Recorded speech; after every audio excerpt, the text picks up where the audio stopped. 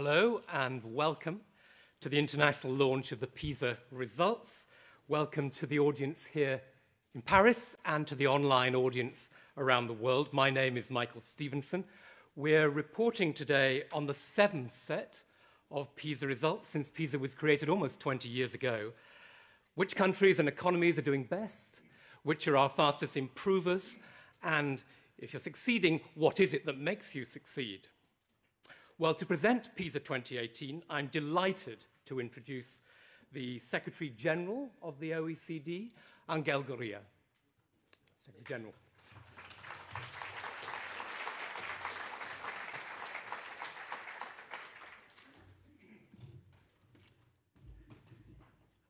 I have volume 1, so we need volume 2 and 3.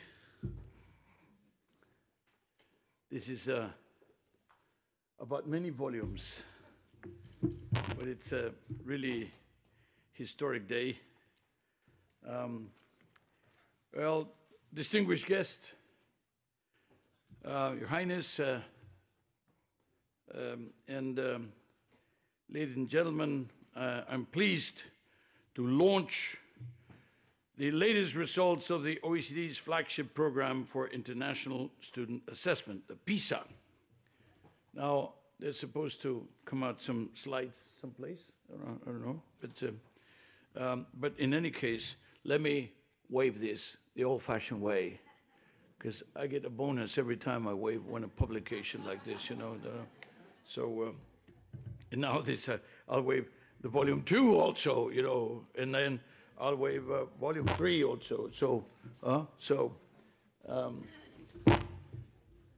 Over the past 2 decades, this triennial international survey has become the world's premier yardstick for benchmarking quality, equity, and efficiency in learning outcomes across countries. Today, the OECD's PISA team is spread all over the world, from Panama and the Philippines to Portugal and Indonesia. We're all presenting the national level results as well as the overall results. In 2018, 600,000 students, representing 32 million students in 79 countries and economies, sat during a 2-hour test on reading, science, and mathematics. Now, today, the OECD will release volumes 1, 2, and 3 of PISA. What are these, you know, not easy to read from where you are. What are their titles? What students know and can do. 2 different things. What students know and can do. Now, where all students can succeed, and what school life means for students' lives. 3 related but somewhat different analyses and angles and approaches of the education equation. Let's take a look at some of the key findings. The main focus of this PISA cycle was in reading literacy in a digital environment, including students' ability to navigate complex text and to integrate information across multiple sources. It's part of the system that every 3 years we move from reading, and then the next one is about science, the next one is about mathematics, and then you go around, you know. So every 3 years we have a different focus. We do review the old indicators of the 3, but we focus on one in order to be able to go deeper into that particular discipline of the so-called 3 R's. In this case, the question of reading. Now, these skills, the ones that are needed to navigate complex text and to integrate information across multiple sources to deal with the digital life of today, These skills will be key to participating in the labor market, to undertaking further education, for engaging in social and civic life in the 21st century. Almost anything you decide to do will be colored by and the need of digital. Our PISA 2018 assessment shows that 15-year-old students in Beijing and Shanghai, in Jiangsu and Zhejiang outperformed by a rather large margin their peers from all of the other participating education systems in mathematics and in science, and score on a par in reading with Singapore, again, a country of Asia. Among OECD countries, Canada, Estonia, Finland, Ireland were the highest performance in reading. Canada, Estonia, Finland, Ireland. I have to say these are countries which score relatively high in, year or triennial in, triennial out.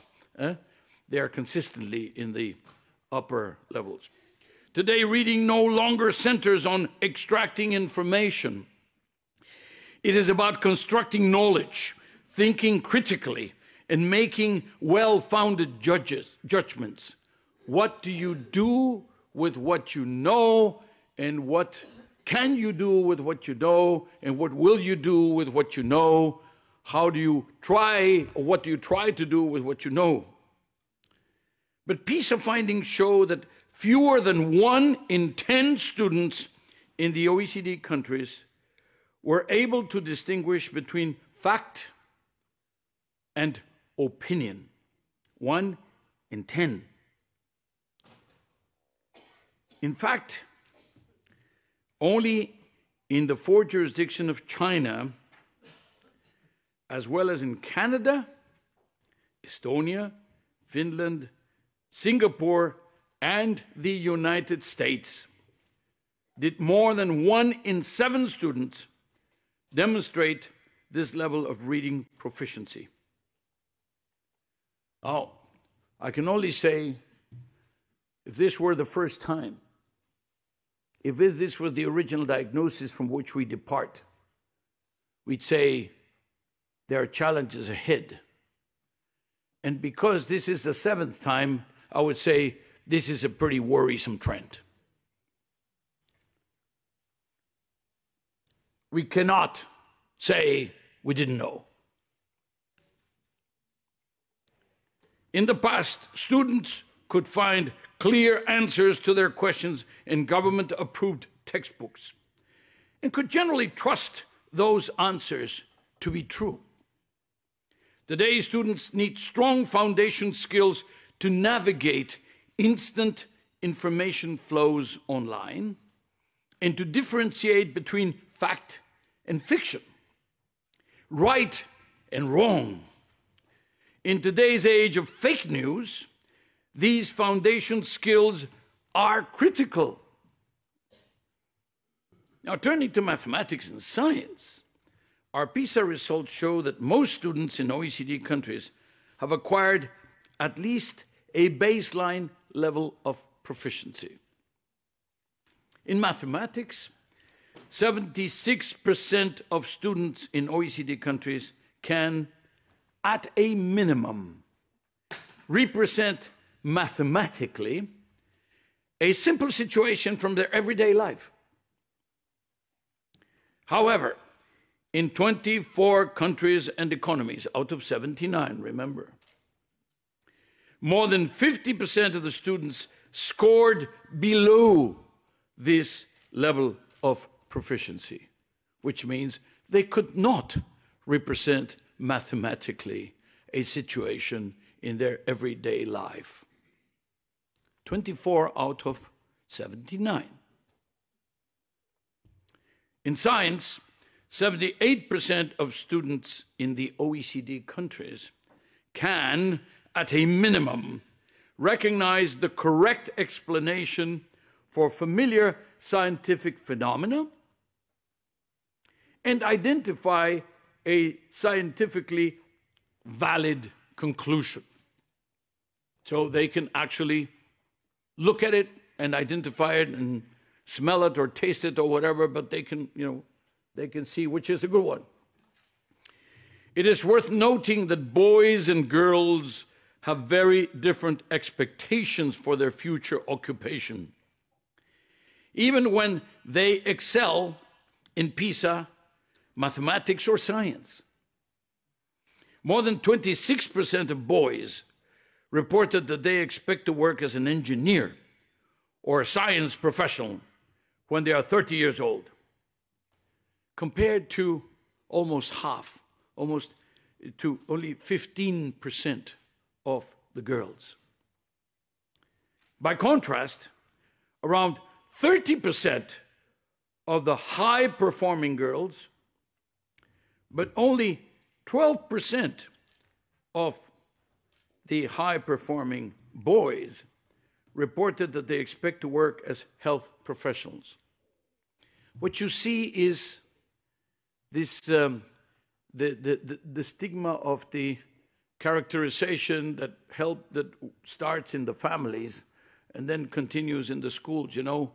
There's a culture that says if you are a girl, you should do this, and if you're a boy, you should do this, even if you have comparable results in terms of your competences and your skills. Countries must empower girls and boys to challenge gender stereotypes in occupational choice, building on the success of initiatives such as Niñas STEM Pueden in Mexico and now in other countries. Now, second issue, what are the trends in terms of performance? While progress in educational outcomes has been very disappointing in general, some countries show that rapid improvement is possible. Among OECD countries, Estonia has advanced steadily to the top, even though its expenditure per student remains about 30% below the OECD average. This is very important. You don't have to spend more to do better. That is a conclusion. We also see remarkable improvements in some countries that perform well below the OECD average, but they are improving very fast. Albania, Moldova, Peru, Qatar. 5 countries, again, Albania, Brazil, Indonesia, Mexico, and Uruguay, also significantly increased enrollment rates in secondary education over their participation in PISA. In addition, they maintained or improved their main reading, mathematics, and science performance. These outcomes confirm that the quality of education does not have to be sacrificed when increasing access to schooling. More children do not mean lower quality. Some countries were able to move to a more positive trajectory in recent years after a period of stagnation or decline.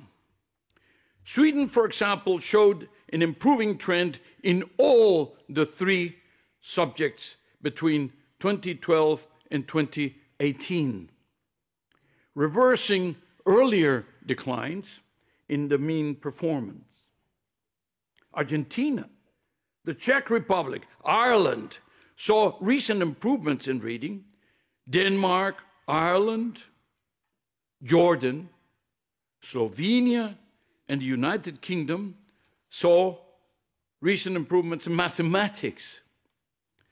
And Jordan again, Montenegro, in science. So, yes, it can be done. Then, the element of equity. Greater equity in educational opportunities is another imperative for a modern education system, as it can help break inequality trends and facilitate social mobility. This is not only a question of social justice, it is also a way to use resources more effectively, increase the supply of skills that fuel economic growth, and promote social cohesion. PISA shows that the impact of social and economic background on success in education varies greatly across countries. In some countries, the gap in reading performance between the 10% most socioeconomically advantaged and the 10% most disadvantaged students was the equivalent of more than 4 years of schooling. That is this big, dramatic impact of the level of income. The 10% at the top and the 10% at the bottom. More than 4 years equivalent in terms of schooling. Clearly, when one is talking about inclusive growth, when one is talking about giving everybody the same chance, you are speaking here about something that you can point to as one of the most dramatic indicators of maintaining and increasing inequalities in our societies. Inequity in education is an important concern for policymakers. It amplifies inequalities of income and opportunities. Without access to affordable, high-quality education, people at the bottom of the income distribution are left to languish in the margins of society with little hope for upward mobility. This means that many potential talents remain untapped or they remain underdeveloped. At the opposite end, access to quality education and economic resources may translate into persistent rents for a privileged few, as often happens with the growth in inequalities. This opportunity hoarding, that means a few, monopolize all the opportunities, is bad for society, it's bad for the economy. Low upward mobility may reduce democratic participation, strengthen the political extremism and the populism that we see today in so many countries. Indeed, the OECD's report, A Broken Social Elevator, which we published last year, shows that low mobility is associated with a stronger attraction to extremes or radical voting behavior, especially when trust in political institutions is weak. Equity in education is the cornerstone of fair societies. It's a motor we must fix to make our social elevator work well again. It's the motor we must fix to make our social elevator work well again. Some countries show that equity and excellence are not mutually exclusive.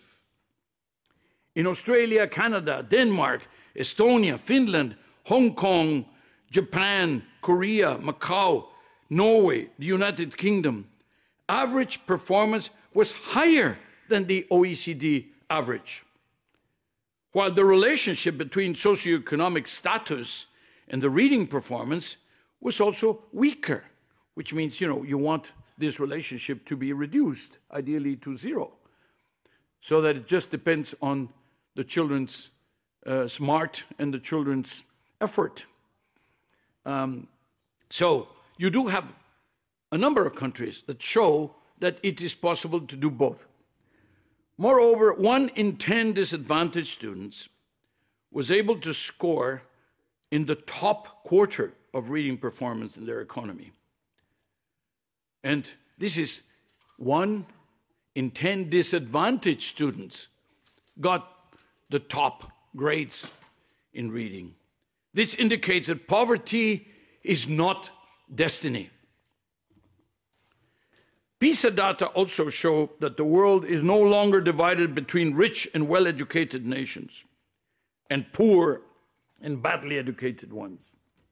Income levels among countries that score similarly in PISA vary widely. Then how about the students' well-being?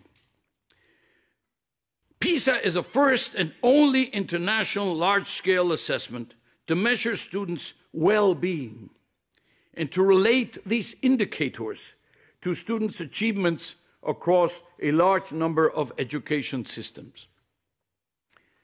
Measuring the well-being of 15-year-old students, which is the target of PISA population, is indeed very important, as we have found. At this age, students are in a key transition phase of physical and emotional development. Teenage well-being also matters, because today's adolescents are tomorrow's workforce. How they fare today will shape their country's performance in an increasingly competitive and interconnected global economy. Actually, when it comes to social and emotional outcomes, PISA shows that the top performing Chinese provinces are among the education systems with most room for improvements. That means that on the question of social and emotional outcomes, there is work to be done. There are things to be fixed when it comes even to the top performers, which are the Chinese provinces that took part in the study. Disturbingly, in 1/3 of the countries and economies that participated in PISA 2018, including OECD countries like Greece, Mexico, Poland, more than 1 in 2 students said that their intelligence was something they could not change very much. These students are unlikely, therefore, to make investments in themselves, investments that are critically needed to succeed in school and in life. A growth mindset seems consistently associated with students' motivation to master tasks, set learning goals, and perceive the value of schools. And the opposite is, of course, also true, that you go in exactly the wrong way to the extent that you do not have this growth mindset, that you do not believe that greater effort or greater study can actually improve. It's not about improving how smart you are. Your IQ is, something that you come with. The question is that you have to develop it. And you can do a lot better if you try harder. And this is very important, that some of the kids have this idea that they can't do much about it, and therefore, why try? This is very, very defeating. Terribly, terribly self-defeating. It is tempting to conclude that better performance in school translates into higher anxiety about schoolwork. The angst, of the better performers. And that this would undermine students' well-being. But let me tell you, countries such as Belgium, Estonia, Finland, Germany, they show that good performance and a strong sense of well-being can be achieved simultaneously. Actually, the good performance is a reward, and therefore it improves the sensation of well-being. They set important examples from others. So, where do we go from here? Well, there's no perfect recipe for success in education policy. But our PISA 2018 results provide us with major direction to foster quality, equity, and efficiency for future-ready education systems. Let's look at some of the very specific areas that we are asked to focus on. PISA data show that there is a positive relationship between investment in education and average performance. Yes, that would be intuitively natural, but only to a certain level. Efficient use of limited resources matters more than the absolute level, and also it matters more after this threshold is reached. When you get to that level, then it's really the allocation and the use of the money rather than simply adding more. Attracting the most qualified teachers to the most difficult classrooms remains a major challenge for most countries. Attracting the most qualified teachers to the most difficult classrooms. I have been reading this phrase ever since I arrived here, Andres, and this was one of the conclusions. Every time, the best teachers to the classrooms with the most problems, not the other way around. Don't reward the best teachers with the best classrooms, because then that doesn't help. It only just makes the differences grow. Sometimes we even pay less to the ones that go to the remote areas where you have the worst classrooms. And you pay more to the ones that stay in the big cities with the best schools. And again, this only makes the differences wider and wider and wider.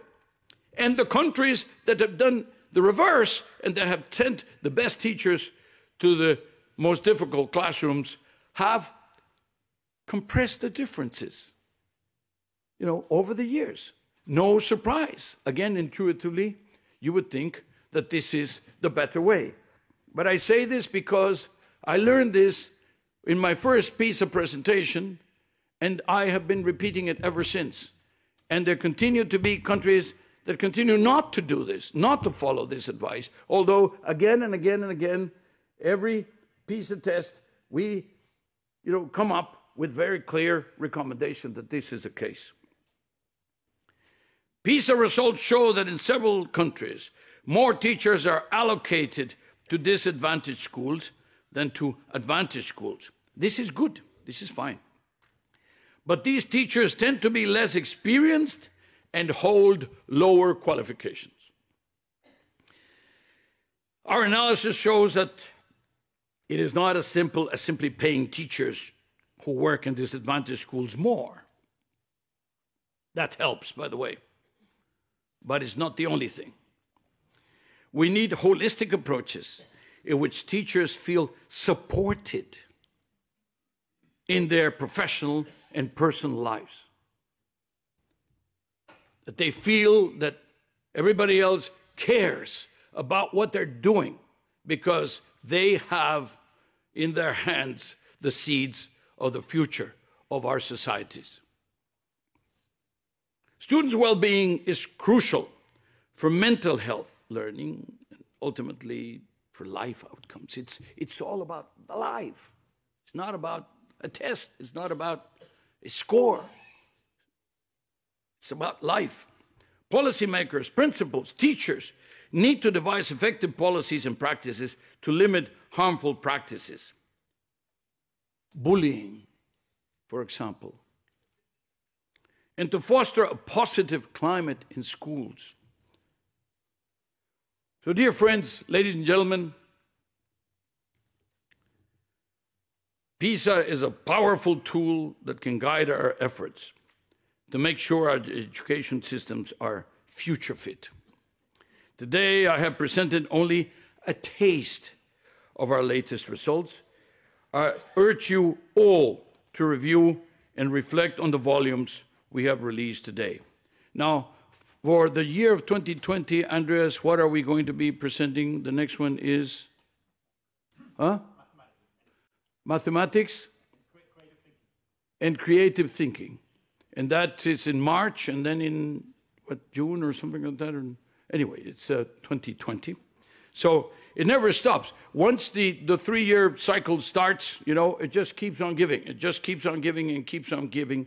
We look at the most specific items. And then, of course, in many cases, we go national, if that depends a lot on yourselves.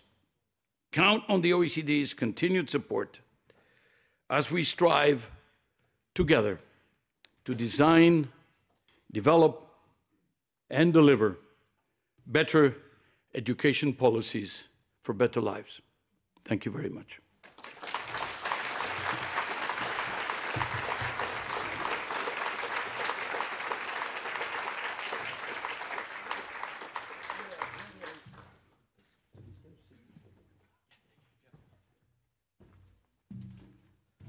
Secretary General, thank you very much indeed. Now let's turn to Andreas Schleicher, OECD Director for Education and Skills.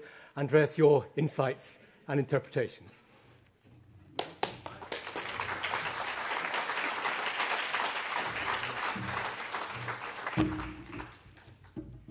Good morning. Secretary General Gurria has given us the key messages from PISA, and really all that remains to me is to illustrate them with a couple of more data points. But before that, let's think a little bit back to the year 2000 when PISA started. Now, it's very hard for us to think that far back in history, but the world was a different one. In those days, actually, as a student, you know, literacy was about extracting knowledge. If you didn't know the answer to a question, you could look it up in an encyclopedia and you could trust the answer to be true. No.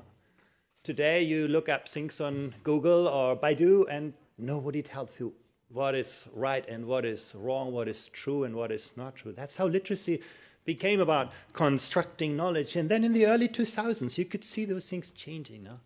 Technology began to change how we read and what we read. No? But you could see that didn't translate into better learning outcomes in the industrialized world. Our systems kept flatlining. No? And then in 2006, we did our third PISA assessment. Remember, that was a year before the iPhone was invented. Twitter was still a sound, the Amazon still a river, the e-reader did not exist. But again, very little response in the nature of reading skills. And then around 2009, social media began to have a real impact on how people communicate.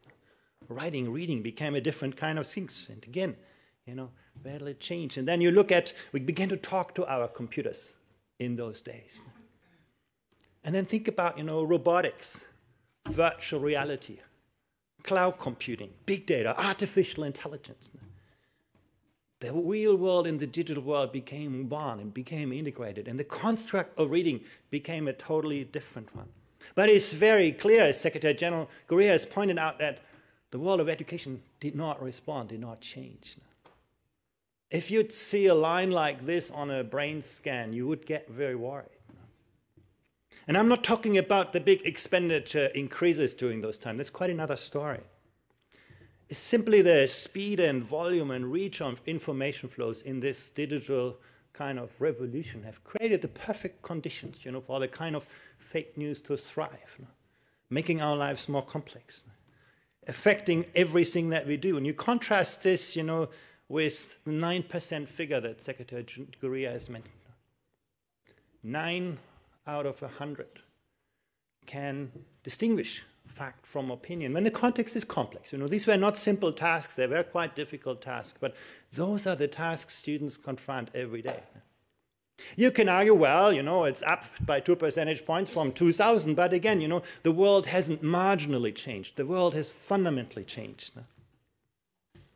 But then, you know, as Secretary Gurria has highlighted, some countries, you know, have bucked that trend. You know, the 4 provinces in China, you can barely fit them on the scale. Singapore has moved from good to great. Estonia, starting in 2006, keeps moving upward to become the OECD's top performer. Portugal, steady progress over the years despite being severely hit by the financial crisis. Poland, another of those success stories, moving forward in difficult conditions.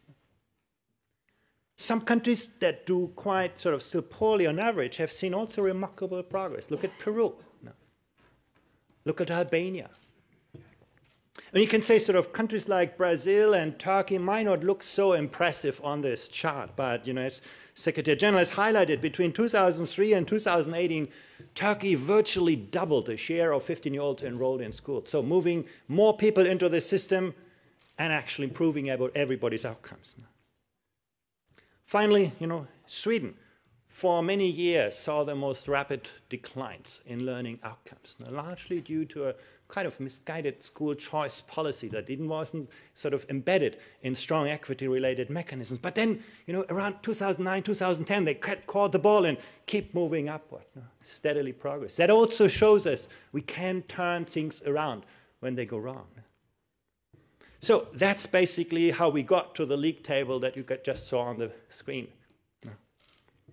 But, learning outcomes don't just vary across countries, they also vary hugely within countries. Let's just pick one country, like the Slovak Republic from the middle. And you can see the 10% most disadvantaged students in the Slovak Republic do like, the Philippines. The 10% students from the wealthiest families in the Slovak Republic, they do as well as the best performing students anywhere. Huge kind of learning gaps in a single country. And again, people look at this and say, well, that's about social background, that's about poverty, that's not about education. But then you take similarly disadvantaged students from Portugal, and you can see they come out where the average student in the Slovak Republic is. And you can take similarly disadvantaged students from the 4 provinces in China, and they do as well as the wealthiest students in the Slovak Republic. That is a powerful illustration that poverty need not be destiny. We can turn things around, as Secretary Gurria has outlined. But equity is not just about social background, it's also about location. You can see here that in Finland, only about 7% of the performance variation among students lies between schools. Think about this. Whether you are in the remote north or in the center of Helsinki, the closest school is always the best school. You don't have to worry about the school you choose. Contrast this with Israel. Wherever you end up in a school has such a huge influence on how performance is going to look like. Consistency in outcomes. And Angel Gurria has just explained that money is not everything. Even learning time isn't everything. Here you can see the learning time that students spend in school in blue, and in yellow, time they spend out of school. And you can see there's huge differences. The United Arab Emirates comes out first, almost 60 hours time spent learning every week. You contrast this with Finland, a little bit more than half than that, 37 hours. But when you look at productivity, you can see that in some countries like Finland or Germany or Switzerland or Sweden, students learn a lot in very little time. Whereas in the United Arab Emirates, they spend a lot of time and learn a lot less. But what's interesting, even I praised, countries like Singapore, they do so well, but actually when you look at productivity, they have a lot of room for improvement. They do well because students work hard, but not necessarily because the instructional system is yet leading. So this is a very, very important question. The most precious resource in education is not, money. It's the time that students spend. That's what we have to be more careful about. But I want to come back to something Angel Gurria mentioned, and that's the growth mindset among students. If you believe that success in education is just about the talent you're born with, now why would you study hard? Why would you invest in education? And you could see in his slide how widely countries vary on this, a growth mindset. But what is so interesting, there's actually a very robust correlation between the growth mindset students inhibit across countries and their learning outcomes. Look at Estonia, #1 in growth mindset and doing so well on this assessment. Compare that with Indonesia, which has a long way to go on both dimensions. But interestingly, there are some countries, the 4 provinces in China or Poland, where learning outcomes are good, but growth mindset can still improve, can develop. So a correlation, but again, not a predictive kind of thing. You can also see how students with a growth mindset were more likely to persist with difficult tasks, something that's very important today, had greater confidence in their own abilities, were less likely to be afraid of failure, and to have outcome-oriented learning goals. And also, see the value of schooling for themselves, for their own future. So this growth mindset really is a very important predictor for many things. So let's get into some of those issues, and the main message here that is that school can make such a difference for the lives of people. Now again, if you come from a wealthy background, you'll have many open doors in life. If you come from a disadvantaged background, you have just one card to play, and that is a good school. You miss that boat, almost anything that happens later in your life is going to reinforce those early differences. Think about, teachers, teacher enthusiasm, something that we measured for the first time. Where students were more likely to agree that the teacher conveys their passion for what they teach or show enjoyment for teaching, you could see reading outcomes were significantly better. And in every country, students reported also a more positive disciplinary climate, where there was more teacher enthusiasm. Discipline is not about being more rigid and more strict. It's about conveying that sense of enthusiasm for learning. And that's true in virtually every country, and some a little bit more, some less, but the story is the same. We asked school principals about those things too. And you can see where principals thought that teachers will not meet individual students' needs, and that is hindering learning. Student performance was worse. Education is no longer giving everybody the same teaching. It's about, finding out how students learn differently. You can see it does make a difference. You can also see teacher absenteeism and staff resisting change being negative kind of predictor. But so was the perception of that teachers are not really well prepared in a lesson or being too strict with students. All of the things, went downwards on the performance curve. And, it's about more than academic outcomes. Where a disciplinary climate in school was better, students were happier with their lives, School can make a difference, not just on outcomes and learning, but also for the quality of life that students perceive. And the same was true where students felt a stronger sense of belonging. You also see how closely teacher behavior relates to how satisfied students were with their lives, whether this is perceived support from teachers or the feedback students receive from their teachers. Those things seem to make a difference, or at least they correlate with the student's life satisfaction. Now we demand so much from teachers these days. Now, they need to be very, very good at what they teach. They need to understand how students learn things differently and engage with their differences. But they also need to convey that passion for what they teach and for their students. They need to know their students. You also see that where students felt that there was a more cooperative climate in the school, social learning. You could see life satisfaction being better. And that's actually an interesting point. We could see huge differences across countries on that kind of measure. You look on the left side of this, think about the Netherlands, Denmark, Japan, or Germany, where there is generally a perception among students that students cooperate, collaborate. And then you contrast this with, United States, Malta, Brazil, and the United Kingdom on the other end of the spectrum, where there is a more competitive learning environment and learning climate. So why I'm showing you this, because these things differ across countries. They are created by what we do. They are not just attributes of individual students.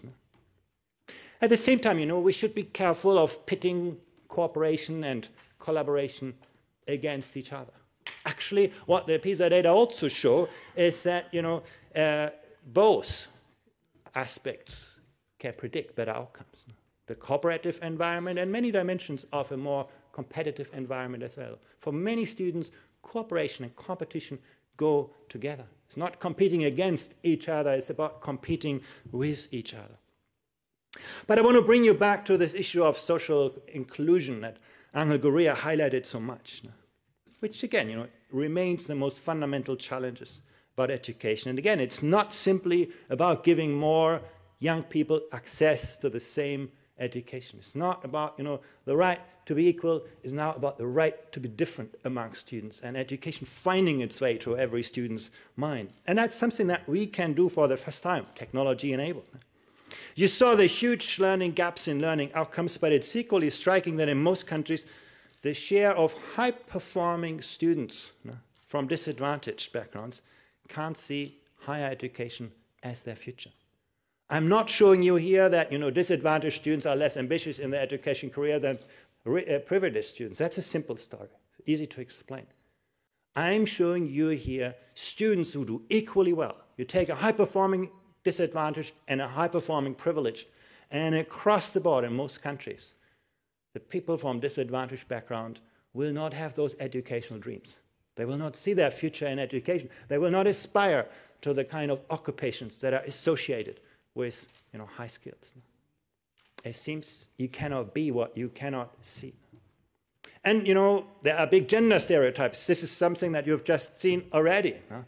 You look at top performing school students, boys and girls.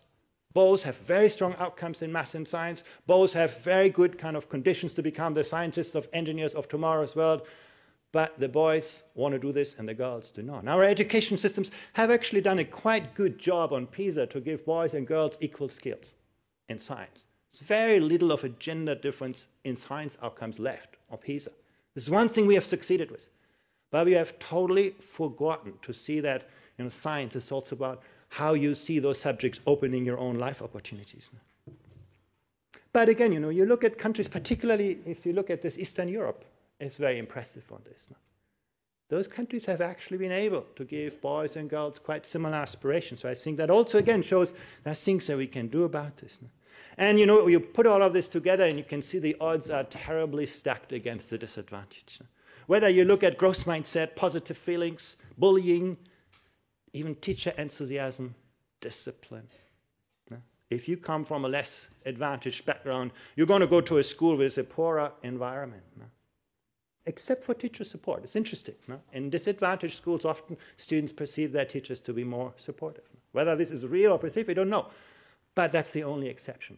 The odds are really stacked against the disadvantage. But then, you see those interesting exceptions across countries. Look at China.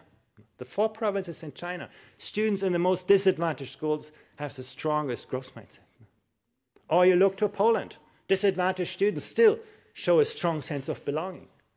Or you look to Morocco or Israel or Panama, and you can see even where things are tough, students perceive that their teacher has that enthusiasm. So again, good examples in a difficult environment. And it seems that policy and practice offer some really interesting angles. Students with a growth mindset were much more likely to do well on PISA than students with a disadvantaged backgrounds. Now, having that growth mindset allows you to overcome disadvantage. This shows you the share of 15-year-olds who come from very poor backgrounds and who still make it to the top of the distribution. And you have some countries, where this is about, more than 1 in 10 students. And that shows actually, again, we can get through this, and the growth mindset is the predictor for this. And also, when you look at students with an immigrant background, you see parents' emotional support, teacher enthusiasm, discipline, cooperation, and again, the growth mindset, being predictors for immigrant students to be among the most successful students in their countries. But some of the answers may be about more than just about what happens in classrooms and in school. They are also about the design of school systems. In countries on the right side of the chart, you see how disadvantaged students have virtually no chance to end up in a school with high-performing students. This is one of the most kind of devastating findings that we have. In a number of countries, if you come from a disadvantaged background, access is closed. And I know what some people are going to say, this is about some elite private schools keeping disadvantaged kids out. That is not what the PISA data show. There is actually a lot more social segregation happening within the public school system than between public and private schools. And that is true in virtually every country. This is a problem that we have to address through public policy, not just through the school system.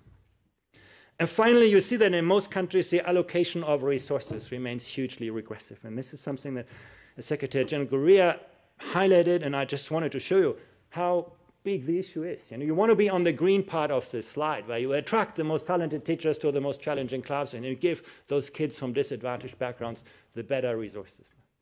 And you can see how virtually every country is in the red part of this slide, and sometimes deeply in the red part, where we dump the more difficult conditions on those who need the best support. But again, I want to conclude with the same chart. We do see that some countries have bucked that trend. Some countries have been able to deliver high-quality education for everyone. That's where we want to find every education systems. And this is not, as you could see, about making the impossible possible. It's about making the possible attainable. Thank you very much.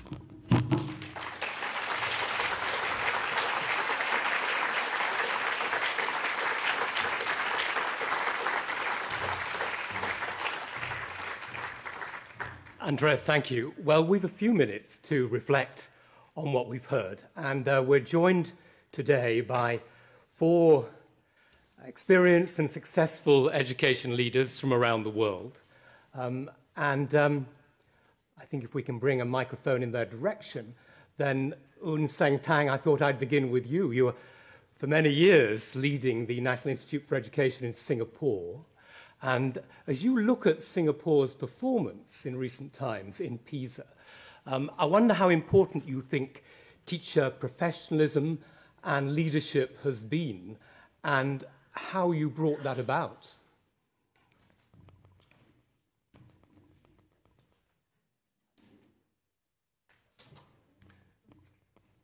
Can you hear me? Is the microphone coming?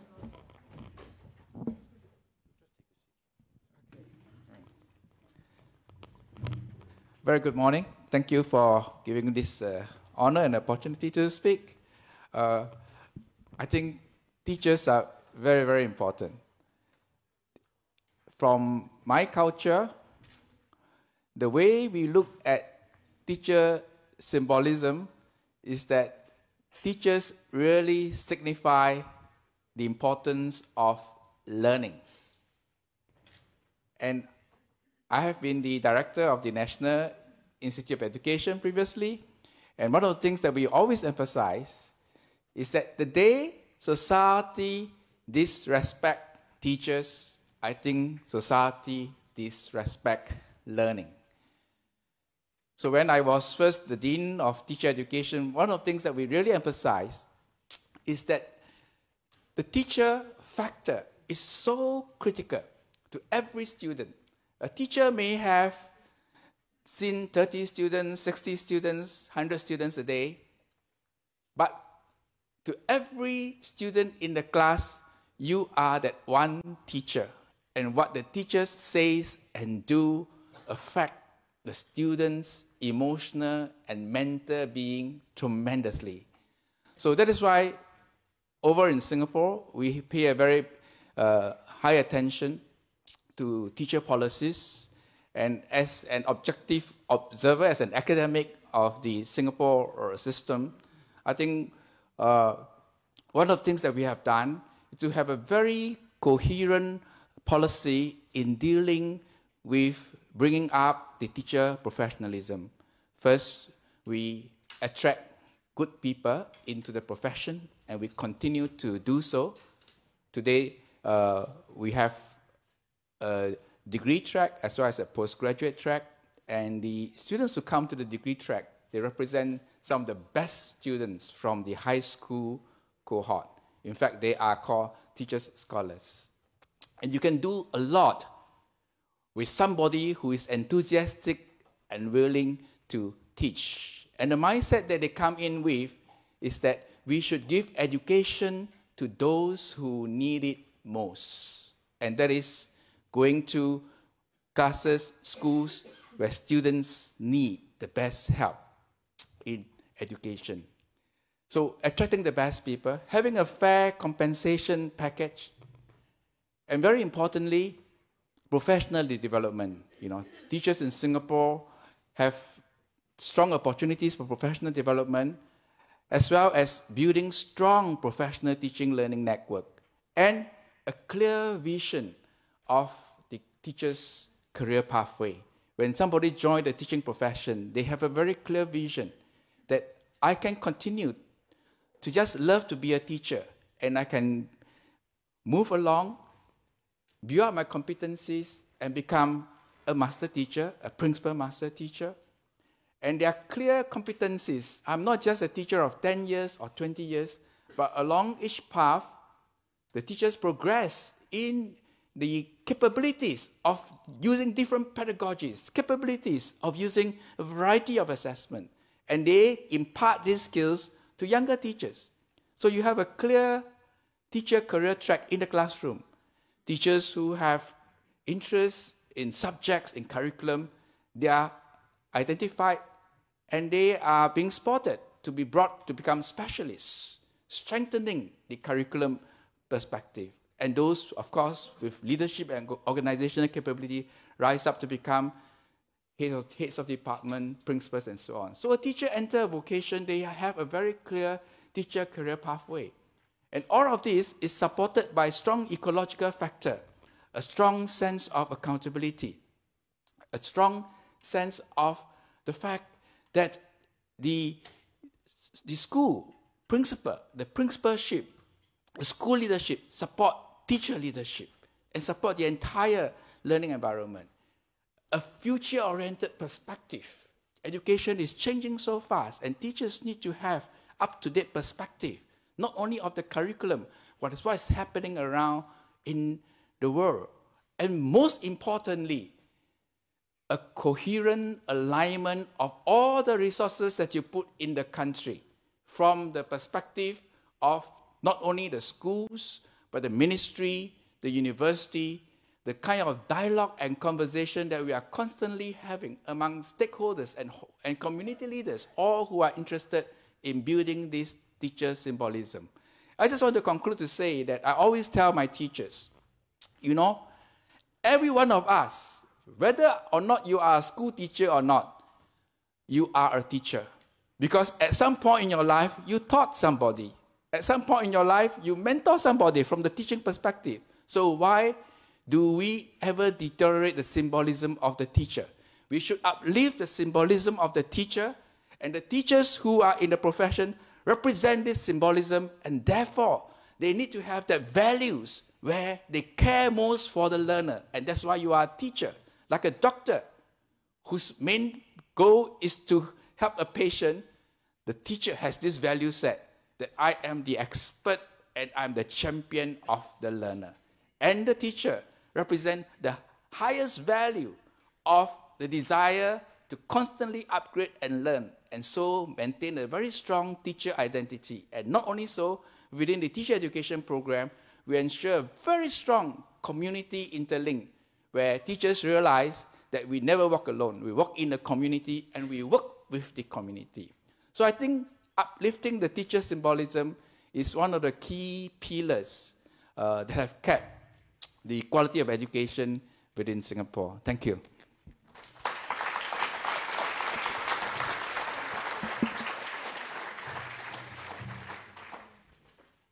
Thank you.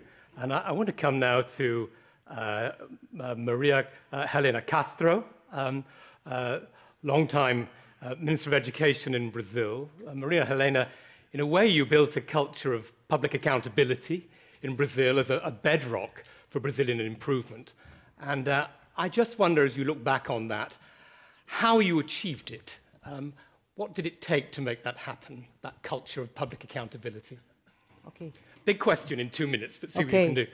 Thank you very much. Good morning for all. Thank you for being here. Well, Brazil, first, we have a big change in financing basic education to put everybody inside the school. This was the first step. And in parallel, Brazil constructed a big system of assessment and evaluation. And in the last 20 years, we had a system of accountability that's very important, a national index for Brazilian education and Brazilian improvement that includes assessment and repetition. You know, because we had a big tax of repetition in Brazil, and now it's improving. It's not so bad as in the past, but it is still very high. But this kind of index, IDEB, and with SAEB, the National System of Evaluation, represents a very important, let's say, benchmark for mayors and governors. And all of them began to put in the, let's say, in the political platforms, how to achieve the first place in IDEB and SAEB. We are not the first in PISA, but everybody in Brazil wants to be the first in IDEB and SAEB. And for instance, we have a very important example.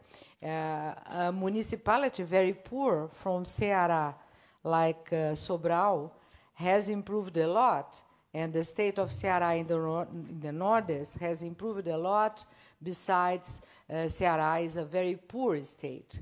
But of course, the best in the ranking, in Brazilian ranking, are always São Paulo, Espírito Santo, Paraná, Rio Grande do Sul. But what is important is equity, like Andrea said. And we think that this kind of assessment and accountability can improve equity. Thank you very much.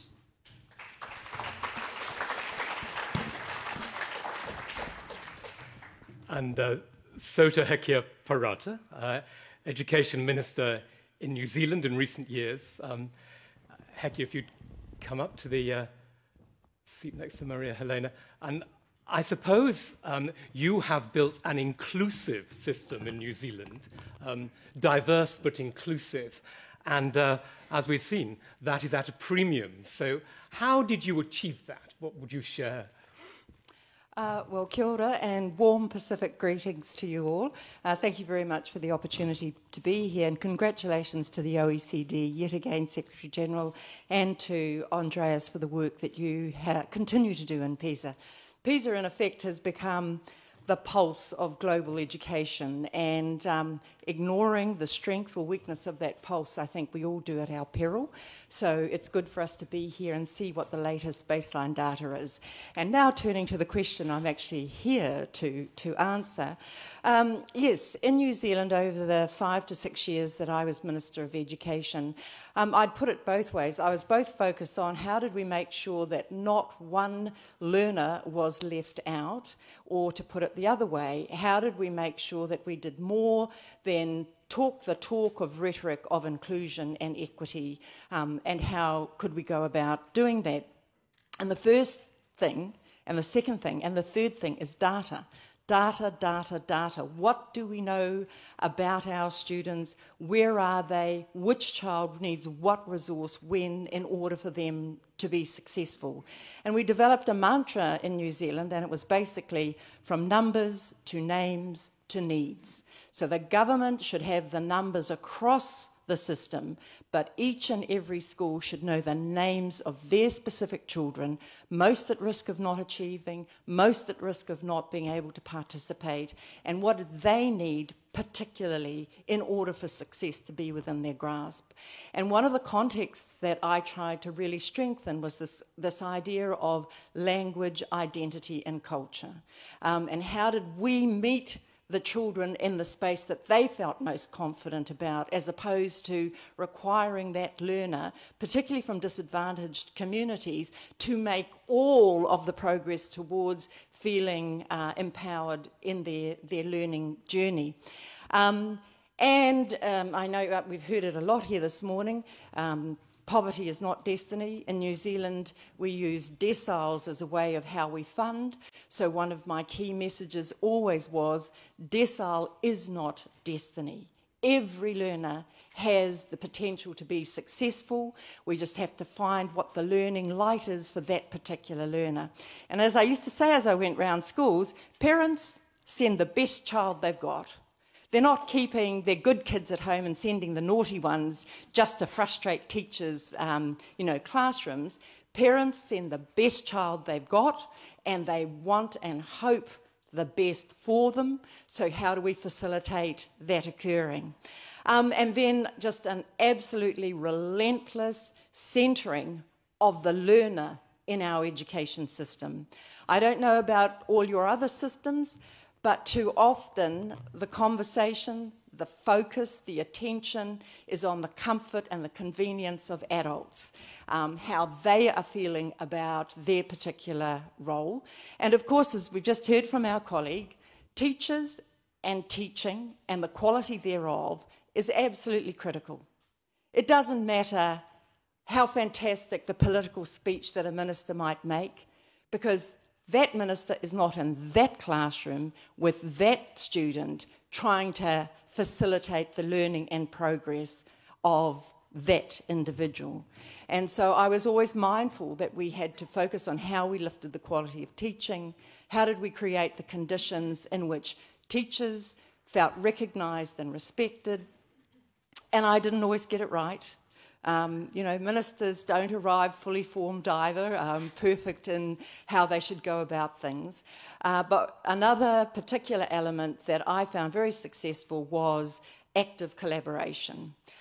Going and meeting people in the places they felt comfortable, making sure that I was available pretty much 24/7 to the teacher unions, to the teacher professional associations, and then established formally a very high status national and regional collaborative forum, and having at that forum the voices of disadvantaged communities who otherwise were often spoken about, not having the opportunity to have their own voices, tribal leaders, faith-based leaders, you know, social communities and so forth. And as a result, we saw a measurable lift. This is the other thing. I think either Andreas or someone says, data. Without data, it's just your opinion. And of course, all of our societies are populated with people with opinion. And so when I visited schools, I would say, and are you causing learning to happen? And how do you know? Because that is the core business of every school, is to cause learning to happen and to know that it did. So those were some of the ingredients. And I know that you wouldn't say yourself that the New Zealand journey is over towards inclusion. But if you look at us as a global community of PISA systems, and you reflect on the PISA 2018 results you've just seen, how do you think we're doing? Are we all moving forward towards more equitable and inclusive school systems, or are we still jury out? I think there's still work to be done. I think that progress is being made, but you have to keep anchoring that progress, otherwise it can take on the profile of 2 steps forward and 1 step back. I think, as all of us will find, is that we have to address systemic problems systematically and sustainably, because this can be so ephemeral. You can get 3 years of success or 5 years of success, and what the PISA results tell us, particularly as I sat up last night mapping 2012 to 2015 to 2018, you know, and in New Zealand's case, in terms of PISA, you know, seeing a steady decline while still being, you know, in above the average. And again, I used to say as Minister, and I will say now, standing still is falling behind, because every system is trying to improve. And we can see this on the 2018 results, where we see, you know, China and many of the other Asian systems soaring, and, you know, we're all, you know, playing catch up, if you like. So I absolutely think there's been progress, but we shouldn't get satisfied by that, because it's not enough to say that we've got all our disadvantaged population cohorts participating. We want them to be successful. We want to have plural education systems, which doesn't determine that the norm is the majority and therefore you must move to fit it. We need to make sure that every student, with their language, identity and culture, their mother tongue vibrant within them, are also being successful. It's about and, not either this or that. Thank you.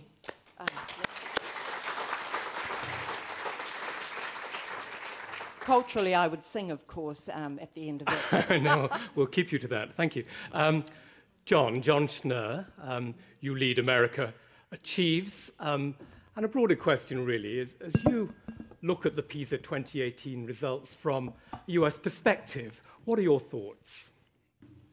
Well, first, let me just say a huge thank you to the OECD and Secretary General Andreas for making both the data possible and also, I think, modeling for us not just the release of data, but 2 days for leaders here to convene and learn from one another and look at the data about where the improvements are happening and where they're not. This is not about a scorecard, it's about driving improvement, so thank you so much for making that possible. A couple of other just insights looking at the report and the data, I would say, for the United States and for the world. The world, as you've noted here, is changing dramatically. The economy is changing dramatically. And it is sobering to see that across OECD countries, including the United States, that performance on reading, math, science, high levels, problem solving is flat. That the world's changed, the bar has changed and gone up, and things are flat. I might say it seems to suggest that our school systems globally, on average, are neither failing nor are they fine, and that's true in the United States. It's not the case that the systems have dropped from some one-time peak that they've done well, and we have to figure out how to fix dysfunctional, broken school systems. But the fact is, in the United States, the flat performance, while there's been a rise in the ranking in reading, but that hasn't been accompanied by significant improvements in reading, top 10 for the first time, but not significant improvements. Math really below OECD average is really quite concerning for the United States, I would say. But it basically is showing that we have a major challenge of the consequences of education inequality are increasing in terms of social mobility and equality and inequality for the world and the country, given the economic shifts. And the questions, how do we change that? I guess the thing I would say about when we look at the results, which is the next 2 days of work, and I hope the next 3 years of work, is how do we learn from the places that are making the most improvements? Both the countries that are making the most improvements, and I've seen some high-performing countries surprisingly declined by at least some scores. Some other places have been increasing. How do we learn from the highest-performing education systems? In the United States, I would say, Michael, per your question, there also is tremendous variation. And we ourselves need to look at where there is improvements in systems in the United States. We're seeing some places go up, a lot flat, and some decline. Kaya Henderson is here, a bright spot in the United States I'll mention. I don't know if Kaya is here, the longtime chancellor of the Washington, D.C. public schools. And even the United States, there is a variety. Washington, D.C. over the course of a decade has made dramatic improvements on our own measures with big investments in early childhood education, a raising of standards, big investment of resources, including higher teacher salaries, higher teacher professionalization, a focus on curriculum alignment in a coherent way of standards, curriculum, and instruction. So I think we've got our own high-performing systems that are making big improvement in the United States. The question is, how do we all learn from those that are high-performing? And I guess the last thing I would say is, per your conference objective for these 2 days, how do we both make fundamental, rapid improvements that we haven't in reading, math, science, at the same time, given the massive change in the world? What are the competencies that you're exploring here in the next 2 days? What are the competencies that we need to look at to prepare students for an age of automation, an age of change, where machines will ultimately take a lot of the skills and a lot of the roles that we have? What are the new type of competencies, not instead of, but in addition to our core fundamentals that we're going to need to cultivate? And how do we both close the gap for the basic fundamentals and also begin to cultivate the sense of agency and problem solving and thoughtfulness that we need to drive? And I think the bottom line, it's a wake-up call for the United States and the world. And the question is, how do we not only, after the wake-up call, what do we learn to actually do next? Thank you. Thank you very much. In the short time we have left, I just want to move back to Andreas, which seems fitting enough. Andreas, do you just want to come up to next to John? I think, in a way, John put his finger on it, the flatlining. And I remember, when we did science 3 years ago, we talked about flatlining across 3 cycles. We see it again in reading today. And I just wonder how you reflect on that. Is it about the growing cohort of countries? Is it about the complexity of the world's scientific literacy that children have to navigate? How do you see that story? Yeah, first of all, I do look at the successes. My own country, Germany, in the year 2000, PISA, a huge wake-up call, and the country actually did wake up. You could see actually in the subsequent years, outcomes improved, social gaps declined. So I think it actually is possible. But I do think we have to realize it's really, really hard. First of all, the world keeps changing. There are every day more demands placed on education. It's about social diversity. It's about automation, new types of skills emerging. The kind of things that are easy to teach, easy to test, becoming less relevant. So it is hard. And we also need to realize we live in a very kind of socially conservative environment in education. You know, as a parents, we like reforms for other people's children, no? Except for our own ones. Or, you know, we get very anxious when our children no longer learn things that we felt was terribly important for us. Or even more so when they do learn things that we no longer understand. As a teacher, you're often more inclined to teach how you were taught than how you were taught to teach. And finally, as a policymaker, you know, let's be honest about this. You can lose an election over education, but you're never going to win an election over education because it simply takes so much time to translate good ideas into better outcomes. So I think the environment in education is very hard. If you work in the, you know, I started my career in the medical industry, you know, everybody wants to go to the latest kind of doctor or the most modern medicine or the most up-to-date technology. We aspire to this. In education, it's just different. People are very much modeling education on their own personal experiences, and breaking that mold is very hard, and it never happens top down. I mean, if you look at the success trajectories here, change comes bottom up. Teachers becoming more innovative. But, you know, let's not, you know, it's easy to say, you know, things have been flatlining. It's very, very hard to change this. And the last point, maybe more upbeat, but Hekia has talked about inclusion, equity. People didn't talk so much about equity 20 years ago, but they do now. And it seems to me that a key feature of the PISA story has been improvements in what you've called resilience, which we saw in 15 and we see again even more pronounced today. That's to say, disadvantaged children, but nevertheless performing in the top quartile of their countries right across the OECD. And I wonder how you account for that steady improvement in that critical feature of the story. Yeah, I actually think this is one of the most remarkable outcomes of our comparisons. Now, the share of students from the most adverse circumstances who somehow make it because, you know, they do find a teacher or a school that, you know, discovers their potential and then fosters this. But again, you know, resilience is still the exception, not the rule. It's the exception at the individual level, it's the exception at the school level, and it is the exception at the system level. But I must say, actually, if you look at the, you know, the 4 provinces in China or, you know, Estonia, they do show us you can actually achieve this at scale. I mean, the recipes for doing this are not very complex. It's about matching resources with needs, you know, formula-based funding that aligns resources with needs. And it's not just about, you know, the financial side, it's also about making it intellectually more attractive for great people to educate in difficult kind of circumstances. And I think some countries have clearly cracked that. And even if inequality improves, you know, the consequences, or if inequality is reducing, I think that's a positive narrative from PISA. The consequences of inequality have so dramatically increased. You know, in the past, our economies were quite tolerant to low-skilled people. You always find your space there. Today, you know, in the world in which we live today, it's going to be very, very tough for those who do not make the grade, not just economically, also socially. Thank you. Well, it's time to close. PISA 18 is launched and the period for reflection is beginning. So let me thank once again our panel, Andreas Schleicher and the OECD Secretary General, Angel Gurria. Thank you all very much indeed.